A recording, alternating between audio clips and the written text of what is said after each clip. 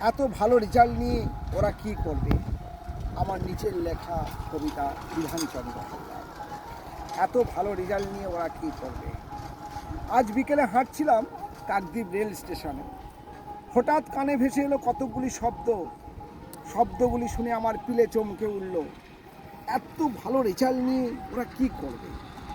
সেই তো ওরা অযোগ্যদের ভিড়ে যোগ্য হয়েও চাকরি হারাবে।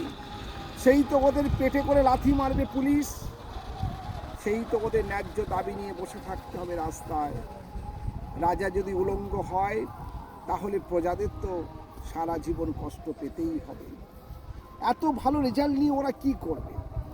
সেই তো অযোগ্য যোগ্য মিলিয়ে মিশিয়ে একাকার করে দেবে।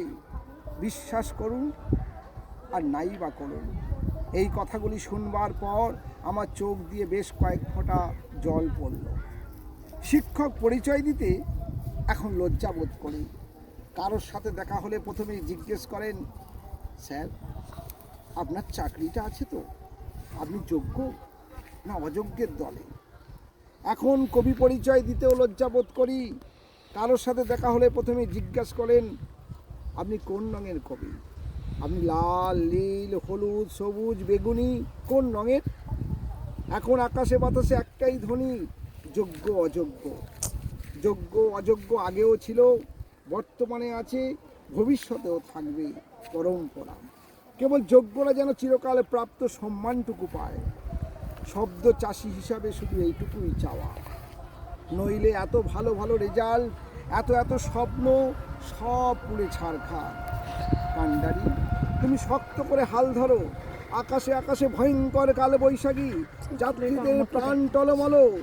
কান্ডারি, যোগ্যরা যেন জীবনে নদীর সঠিক কিনারা খুঁজে পায়। চুরি বা ডাকাতি করা অযোগ্যদের যেন জলে ডুবিয়ে বা পাকে পুঁতে মেরে ফেলা হয়। আর যারা নিজের হাতে অযোগ্য তৈরি করলো তাদের।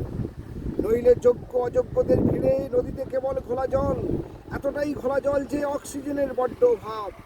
বাঁচাও মরা সবাই আগুনে পড়ছে একসাথে।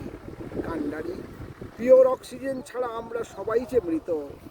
তবু বিশুদ্ধ অক্সিজেনের আশায় বৃক্ষের দিকে তাকিয়ে কতদিন আর অক্সিজেন সিলিন্ডার নিয়ে বেঁচে থাকা যায় বলো?